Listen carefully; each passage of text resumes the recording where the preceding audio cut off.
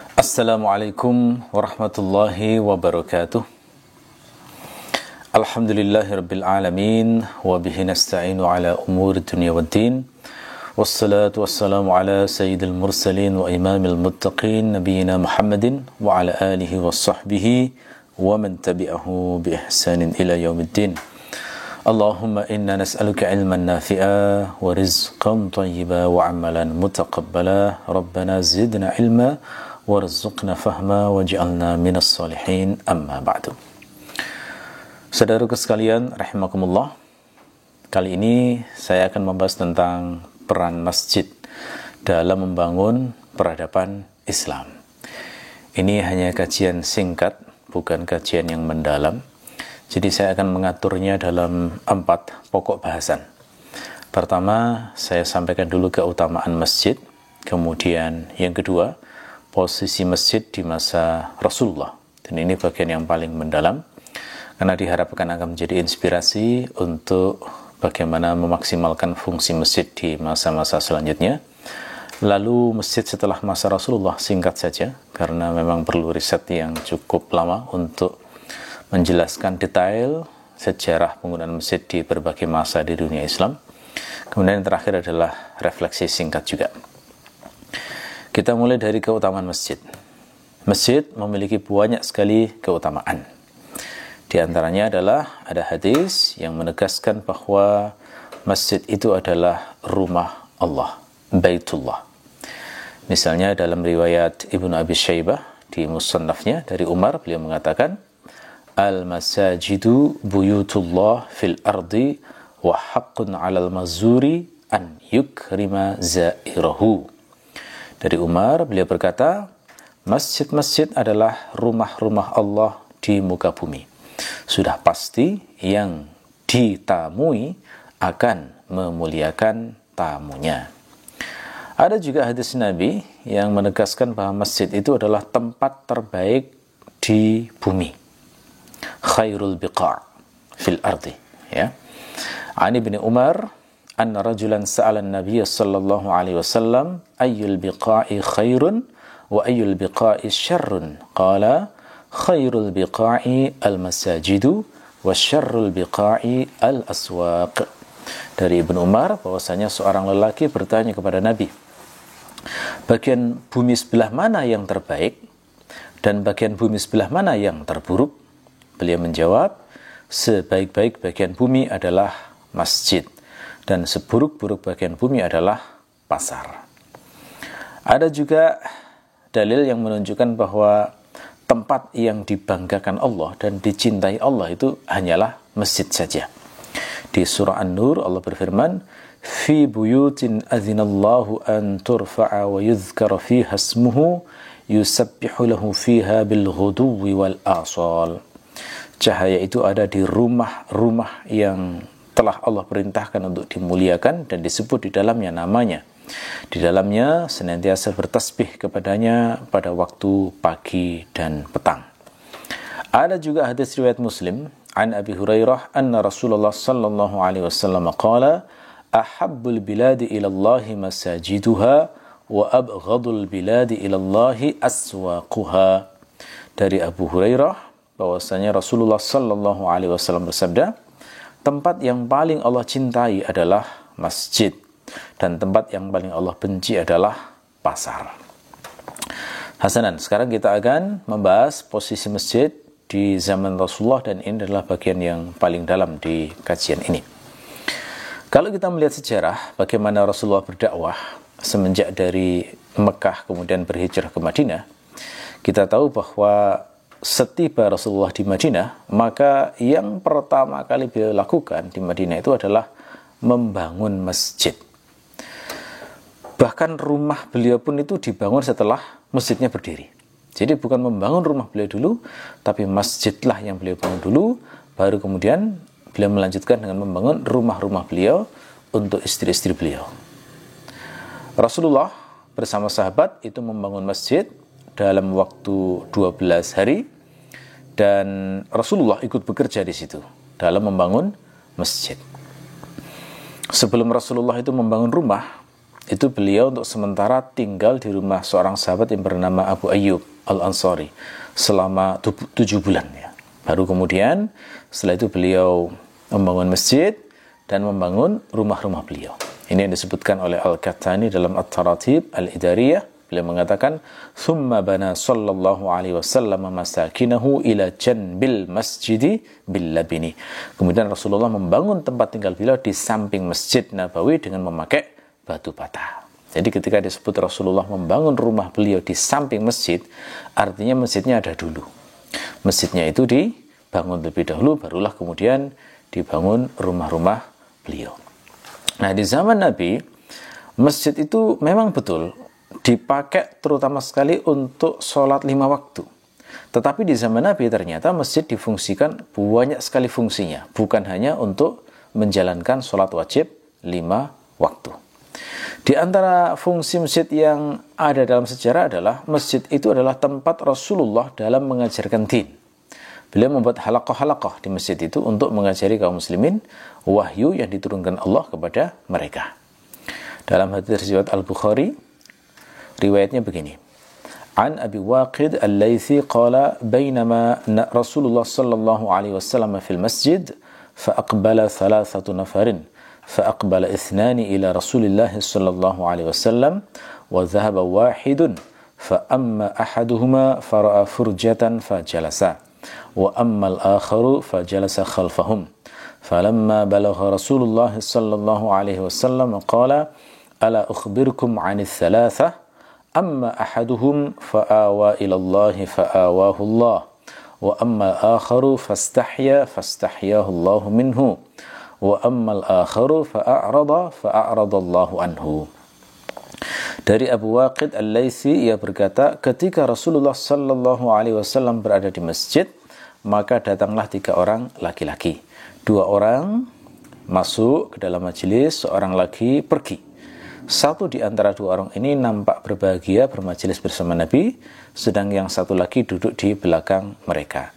Setelah Rasulullah selesai mengajar, beliau bersabda, maukah kalian aku beritahu tentang 3 orang tadi? Adapun seorang di antara mereka, dia minta perlindungan kepada Allah, maka Allah lindungi dia. Yang kedua, dia malu kepada Allah, maka Allah pun malu kepadanya. Yang ketiga, berpaling dari Allah, maka Allah pun berpaling darinya. Ini menggambarkan Rasulullah itu buat majelis kajian di masjid. Lalu ada 3 orang asing, 3 orang yang kebetulan lewat, 2 orang ikut kajian, satu duduk di sebuah celah, yang satunya itu duduk di bagian paling belakang, yang satu nggak mau ikut kajian. Maka Rasulullah itu memuji yang 2 itu, yang berpaling maka dicela dengan menyebut siapa yang berpaling dari petunjuk Allah semacam ini, maka Allah akan berpaling kepadanya. Ya. Masjid juga tempat Rasulullah memberi fatwa, sebagaimana dalam hadis riwayat Al-Bukhari. An Abdullah bin Umar anna rajulan qama fil masjid faqala ya Rasulullah min aina ta'muruna an nuhilla faqala Rasulullah sallallahu alaihi wasallam yuhillu ahlul Madinah min Dzil Hulaifah wa yuhillu ahlus Syam min al-Juhfah wa yuhillu ahlu Najdin min Qaran. Dari Abdullah bin Umar bahwa ada seorang laki-laki datang berdiri di masjid lalu bertanya, wahai Rasulullah, dari mana engkau memerintahkan kami untuk bertalbiyah? Rasulullah sallallahu alaihi wasallam menjawab, bagi penduduk Madinah bertalbiyah dari Dzul Hulaifah, penduduk Syam dari Al-Juhfah, dan penduduk Najd dari Al-Qaran. Termasuk riwayat terkenal, yakni malaikat Jibril yang menyamar sebagai seorang lelaki saat Rasulullah sedang duduk-duduk bersama sahabat. Itu Rasulullah mengajari sahabat tentang makna Islam, iman, dan ihsan. Itu settingnya adalah di masjid juga. Ya, itu menunjukkan bahwa Rasulullah terbiasa menjadikan masjid sebagai markas untuk belajar Islam. Dan Aisyah itu mengabarkan Rasulullah itu kalau mengajari, ucapan beliau itu mudah difahami. Seperti dalam riwayat Abu Dawud, kana kalam Rasulullah sallallahu alaihi wasallam kalaman faslan yafhamu kullu man sami'ahu. Dari Aisyah, ia berkata, ucapan Rasulullah itu jelas hingga dapat difahami oleh siapa saja yang mendengarnya. Nah, persaksian Aisyah mampu mendeskripsikan ucapan Rasulullah dengan jelas semacam ini, menunjukkan Rasulullah itu sering mengajari din di dalam masjid, karena memang tempat tinggal Aisyah itu nempel masjid sehingga bisa mendengar ucapan nasihat Rasulullah kepada para sahabat. Minimal sepekan sekali Rasulullah itu saat sholat Jumat selalu berpidato, berceramah, mengajarkan Islam dalam khutbah Jumat. Kadang selesai subuh Rasulullah berpaling menghadap sahabat-sahabatnya, kemudian mengajarkan Islam. Ada juga saat wahyu khusus turun, maka biasanya Rasulullah mengumpulkan sahabat, kemudian membacakan wahyu itu dan mengajarkannya. Ada juga riwayat yang menunjukkan bahwa masjid dipakai sebagai tempat belajar untuk membaca dan menulis. Ada juga riwayat seorang sahabat bernama Abdullah bin Rawahah itu terbiasa membantu Nabi untuk memberikan penekanan-penekanan ajaran Nabi. Jadi kalau Rasulullah sudah bangkit dari majelis, biasanya Abdullah bin Rawahah bangkit untuk menggarisbawahi ajaran Nabi dan memperjelas, mengulang kembali ajaran Nabi kepada yang hadir yang mungkin sempat terlewat.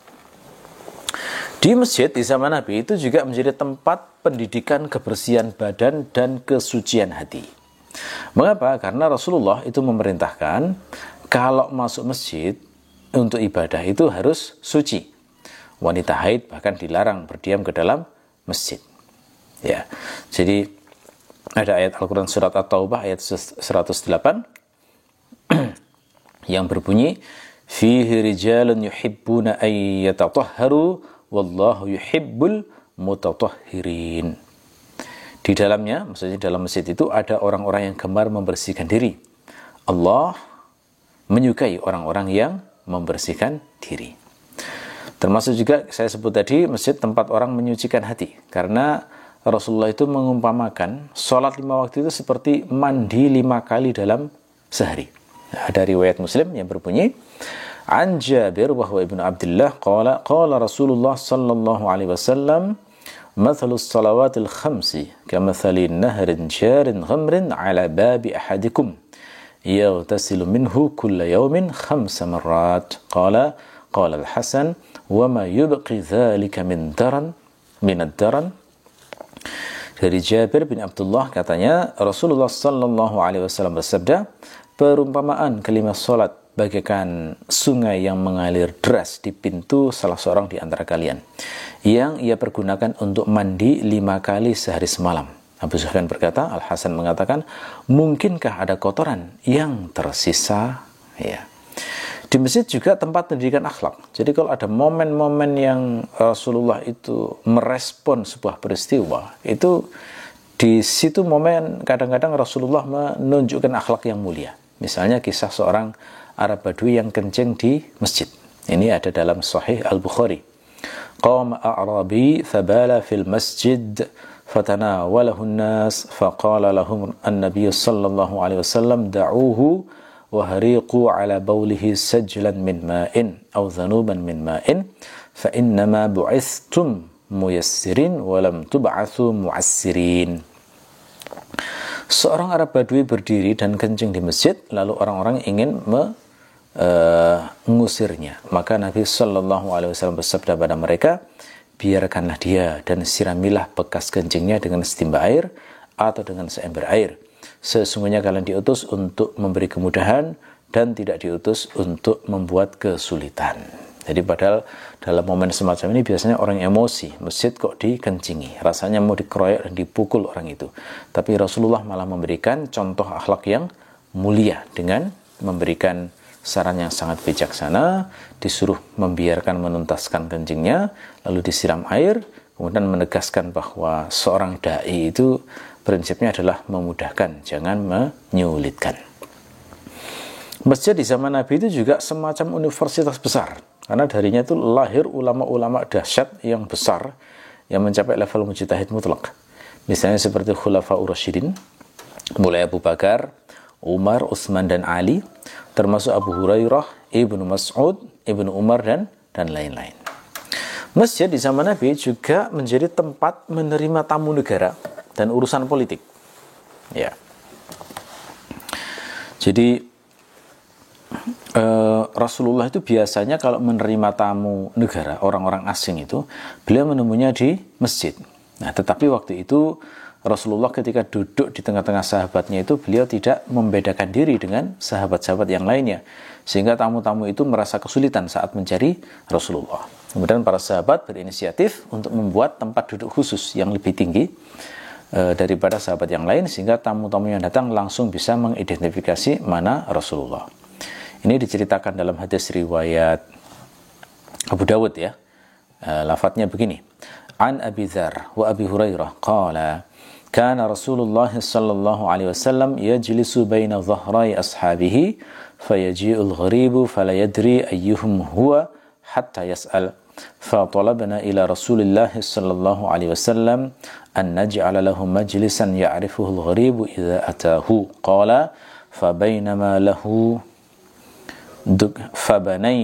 فبنينا له دكانا من طين فجلس عليه وكنا نجلس بجنبتيه وذكر نحو هذا الخبر فأقبل رجل فذكر هيئته حتى سلم من طرف السماط فقال السلام عليك يا محمد قال فرد عليه النبي صلى الله عليه وسلم. Dari Abu Dzar dan Abu Hurairah, keduanya berkata, ketika Rasulullah sallallahu alaihi wasallam duduk bersama para sahabatnya, tiba-tiba datang orang asing dan dia tidak mengetahui mana Rasulullah sampai dia bertanya.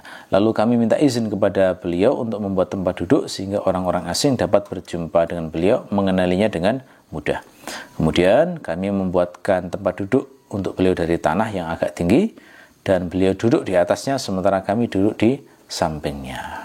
Ya, lalu ia menyebutkan sebagaimana hadis di atas. Kemudian datanglah seorang laki-laki, lalu ia menyebutkan keadaan laki-laki itu hingga ia pun mengucapkan salam dari ujung para jamaah. Dia mengucapkan, semoga keselamatan atas kamu wahai Muhammad. Nabi menjawab salamnya. Ya. Ada juga riwayat Rasulullah menerima utusan Tsaqif. Lalu kemudian mereka ini dibangunkan semacam kemah khusus agar bisa mendengarkan Al-Quran, melihat kaum muslimin sholat, kemudian Rasulullah mendakwahinya masuk Islam, kemudian mereka pun masuk Islam. Ada juga riwayat Rasulullah menerima utusan Nasrani Najran yang berjumlah 60 orang. Itu juga di masjid. Dan Rasulullah itu membiarkan mereka beribadah di Masjid Nabawi. Nah, kalau kata Ibnu Qayyim memang boleh semacam ini ya. Kata beliau, فَفِيهَا جَوَازُ دُخُولِ أَهْلِ الْكِتَابِ مَسَاجِدَ الْمُسْلِمِينَ وَفِيهَا تَمْكِينُ أَهْلِ الْكِتَابِ مِنْ صَلَاتِهِمْ بِحَضْرَةِ الْمُسْلِمِينَ وَفِي مَسَاجِدِهِمْ أَيْضًا إِذَا كَانَ ذَلِكَ عَارِضًا وَلَا يُمَكِّنُونَ مِنْ اِعْتِيَادِ ذَلِكَ. Dalam riwayat tersebut terdapat makna kebolehan masuknya ahli kitab ke dalam masjid-masjid kaum muslimin. Di dalamnya juga terkandung pengertian bolehnya ahli kitab sholat di depan kaum muslimin dan masjid-masjid mereka juga jika sifatnya mendadak, tetapi tidak boleh dijadikan kebiasaan. Ya. Ada juga riwayat bahwa Rasulullah menerima utusan Bani Kindah yang jumlahnya puluhan, lalu mengajak mereka masuk Islam. Mereka menerima dan Rasul memerintahkan supaya mereka melepaskan jimat-jimat yang dikalungkan pada leher mereka. Ya. Lalu ada juga riwayat yang menunjukkan bahwa Rasulullah itu membagi-bagi harta, seakan-akan ngatur distribusi ekonomi itu juga dari masjid. Misalnya hadis riwayat Al-Bukhari. An Anas radhiyallahu anhu qala utiya an-nabiy sallallahu alaihi wasallam bimalin min al-bahrain faqala unsuruhu fil masjid wa kana akthar malin utiya bihi Rasulullah sallallahu alaihi wasallam. Fa kharaja Rasulullah sallallahu alaihi wasallam ila as-salati ولم يلتفت إليه فلما قضى الصلاة جاء فجلس إليه فما كان يرى أحدا إلا أعطاه. Dari Anas, Nabi Sallallahu Alaihi Wasallam dikirimi harta dari Bahrain, lalu beliau berkata, letakkanlah di masjid. Ternyata itu merupakan harta yang paling banyak yang pernah diterima oleh Rasulullah Sallallahu Alaihi Wasallam. Lalu Rasulullah Sallallahu Alaihi Wasallam keluar untuk salat dan tidak menoleh kepadanya. Ketika menyelesaikan sholat, maka beliau duduk ke arah tumpukan harta itu. Maka tidaklah beliau melihat seseorang, melainkan beliau memberinya dari harta tersebut. Di masjid juga, Rasulullah itu menjadikannya sebagai mahkamah peradilan. Ini misalnya kasus li'an yang terjadi di masa Rasulullah. Li'an itu apa? Li'an itu saling sumpah melaknat antara suami istri karena suami menuduh istrinya berzina atau sebaliknya, tapi kemudian yang dituduh ini nggak terima, menolak, kemudian berani bersumpah atas nama Allah. Ya, ini yang disebutkan dalam Sahih Al-Bukhari ya. An Sahal bin Sa'id anna rajulan qala ya Rasulullah ara'aita rajulan wajada ma'a mar'atihi rajulan ayaqtuluhu fatala'ana fil masjid wa ana syahidun. Dari Sahal bin Sa'ad bahwa seorang laki-laki datang dan berkata, wahai Rasulullah, apa pendapatmu jika seorang suami mendapati laki-laki lain bersama istrinya, apakah boleh membunuhnya? Nah, lalu kemudian keduanya saling melaknat di dalam masjid sementara aku menyaksikannya. Di sini maksudnya adalah li'an. Rasulullah mengadili urusan rumah tangga ini di masjid dan memutuskan li'an. Ya. Jadi intinya Rasul memecahkan masalah din maupun dunia itu juga di masjid. Di masjid juga itu kadang dipakai untuk menawan orang. Jadi semacam fungsi penegakan hukum praktis ya. Ini misalnya riwayat Bukhari, bunyinya begini. An Abi Hurairah an Nabi sallallahu alaihi wasallam qala inna ifritan minal jinni tafalat alayya al-barihah aw kalimatan nahwaha liyaqta'a alayya as-salah fa amkanani Allah minhu fa aradtu an arbitahu ila sariyatin min sawaril masjid hatta tusbihu wa tanzuru ilayhi kullukum fa dzakartu qawla akhi Sulaiman rabbi habli mulkan la yanbaghi li ahadin min ba'di qala rauhun faradtahu khasi'an.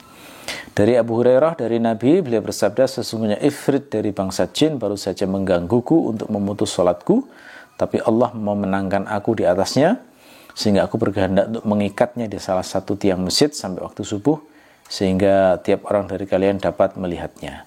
Namun aku teringat ucapan saudaraku Sulaiman alaihissalam ketika berdoa, ya Rabbi anugerahkanlah kepadaku kerajaan yang tidak akan dimiliki oleh seorang pun setelah aku.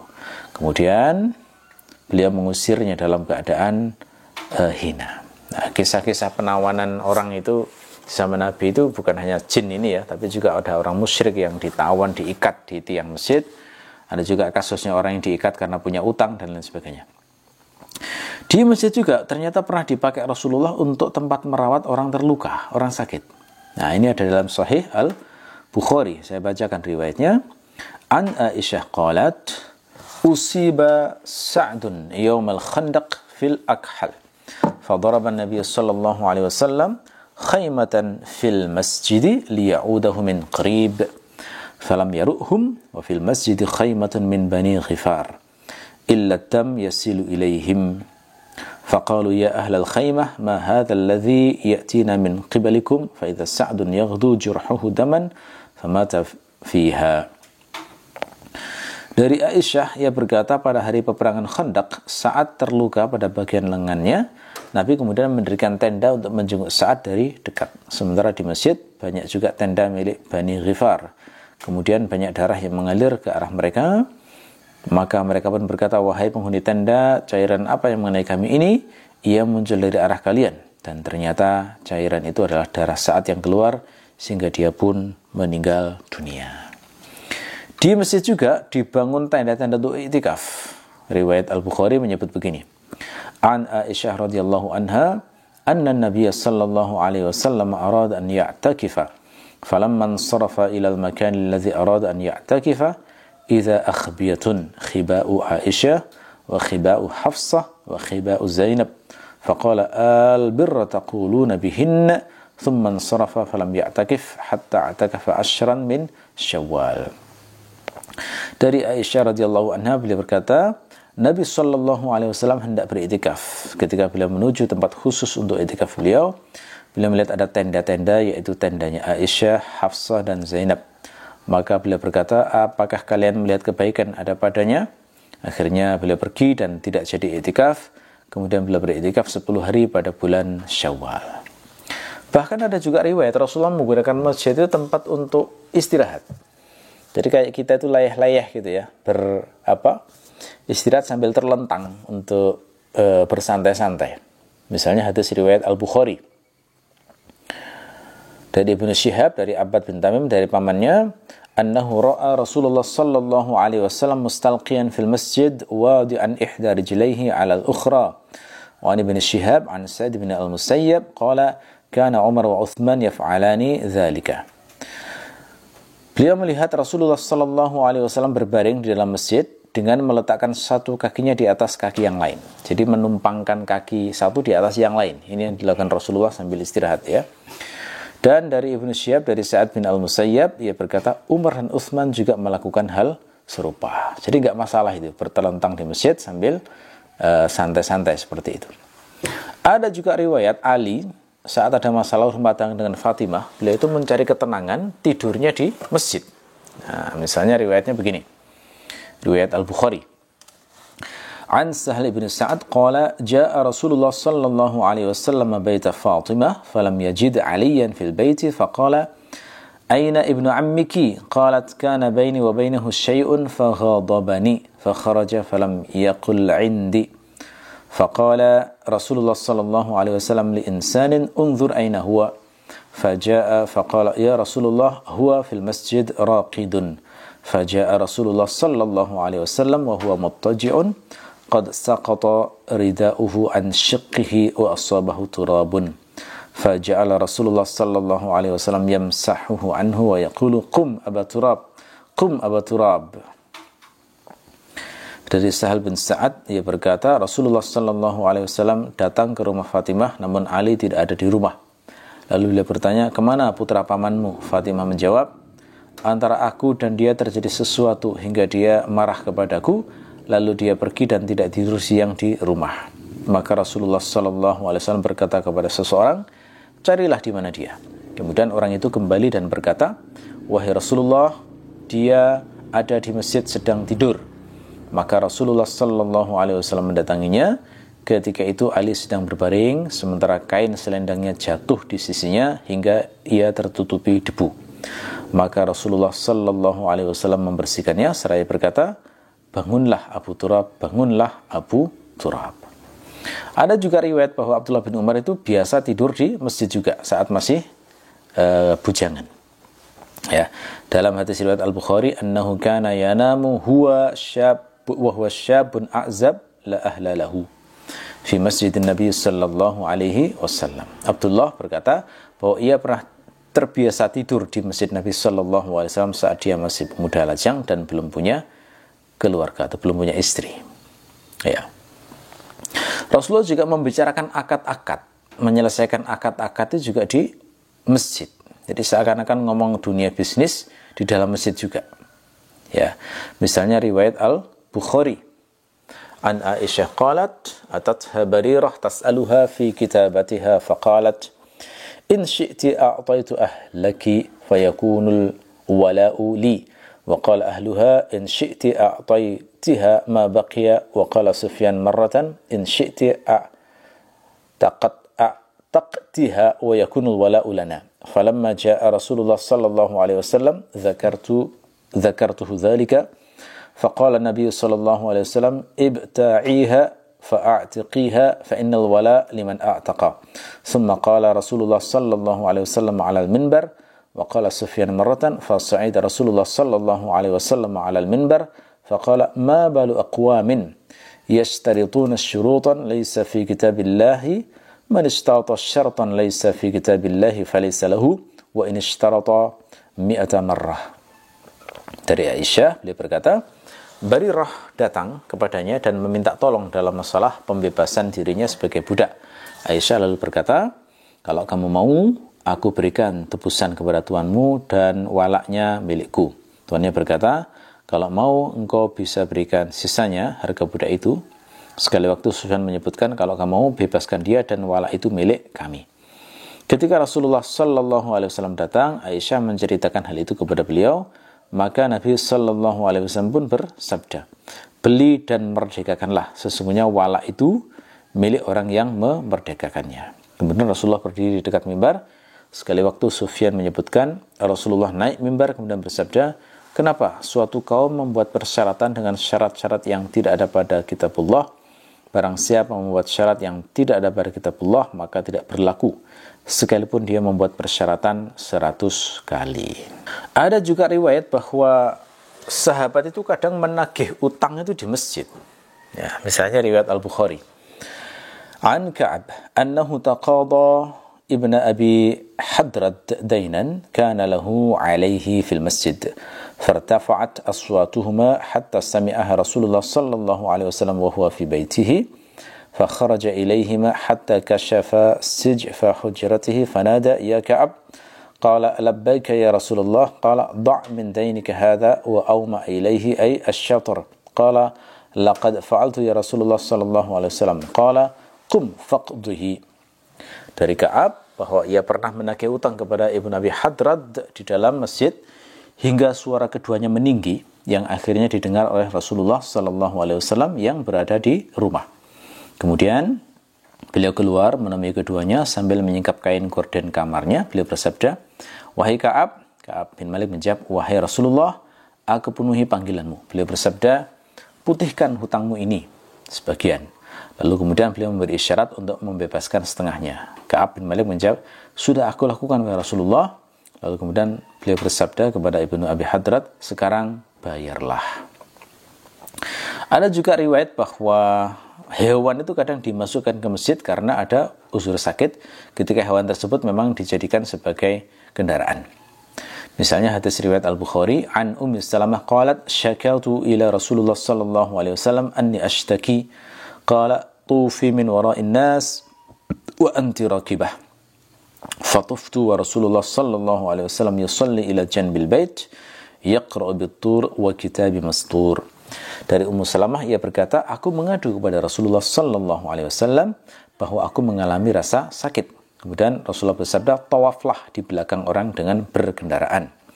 Maka aku pun melakukan tawaf, sedangkan Rasulullah salat di sisi Ka'bah dengan membaca wat-tur wa kitabi mastur. Jadi maksudnya begini, di zaman Nabi itu berkendaraan kan pasti pakai hewan. Kalau enggak unta, keledai biasanya, atau kuda. Dan ini istri Nabi yang bernama Ummu Salamah itu mengeluh sakit pada Rasulullah pada saat sedang berihram pada waktunya tawaf.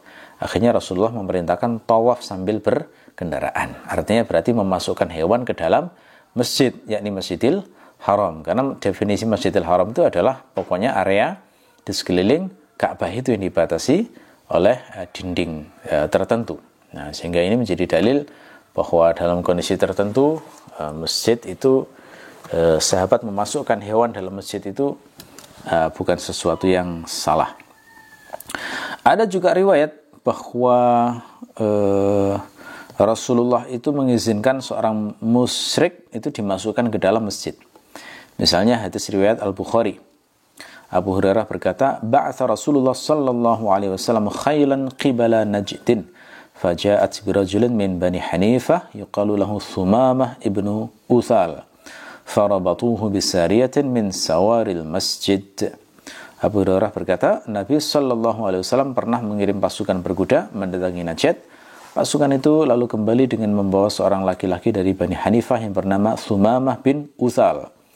Mereka kemudian mengikat laki-laki itu di salah satu tiang masjid. Ya. Bahkan kadang-kadang sebuah syair itu dideklamasikan, didendangkan di masjid. Termasuk juga ada tari perang yang sesekali diizinkan Rasulullah dilakukan di masjid. Misalnya hadis riwayat Al-Bukhari ya. An Sa'id bin Al-Musayyab qala marra Umar fil masjid wa Hassan yunshidu faqala kuntu unshidu fihi wa fihi man huwa khairun minka. Thumma altafata ila Abi Hurairah faqala anshuduka billahi asami'ta Rasulullah sallallahu alaihi wasallam yaqulu ajib anni Allahumma ayyidhu bi ruhil qudus. Qala na'am. Dari Sa'id bin Al-Musayyab ia berkata, Umar berjalan di dalam masjid sedangkan Hasan sedang bersyair. Lalu Umar seperti enggak suka mencelanya. Kemudian Hasan berkata, aku pernah bersyair di masjid dan saat itu ada orang yang lebih baik darimu, maksudnya Rasulullah. Kemudian dia berpaling dan berkata kepada Abu Hurairah seraya berkata, aku menyumpahmu atas nama Allah, apakah kamu pernah mendengar Rasulullah sallallahu alaihi wasallam bersabda, jawablah dengan syairmu sebagai wakil aku wahai Hasan, wahai ya Allah kuatkanlah dia dengan roh kudus. Abu Hurairah menjawab iya. Nah, ini memberi kesan bahwa Rasulullah itu tidak memusuhi seni yang berupa puisi ya, selama puisinya digunakan untuk hal-hal yang baik, seperti Hasan yang menggunakan untuk membela Rasulullah.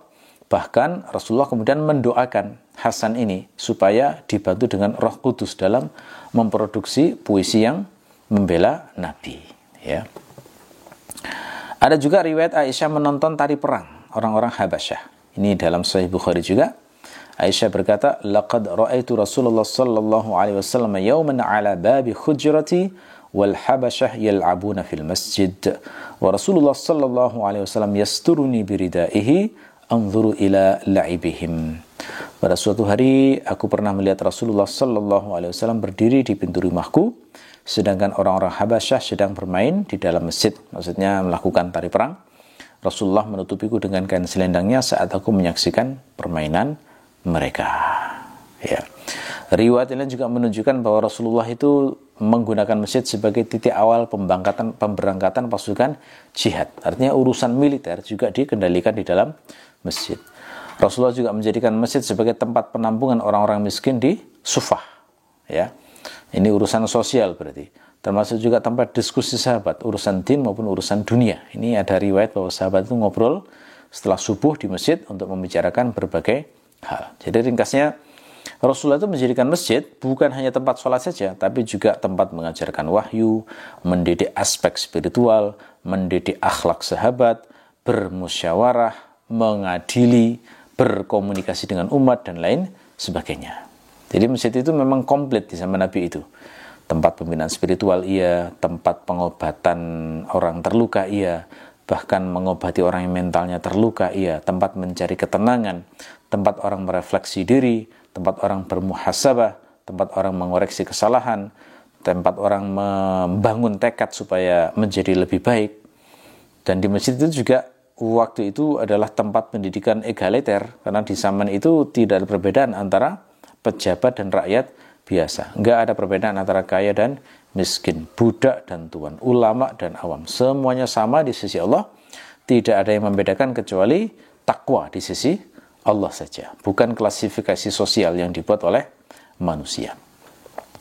Masjid juga tempat yang sangat efektif untuk melatih kepedulian. Karena orang bertemu di masjid lebih dari sekali itu kan nanti akan tahu siapa orang-orang yang tidak hadir di masjid.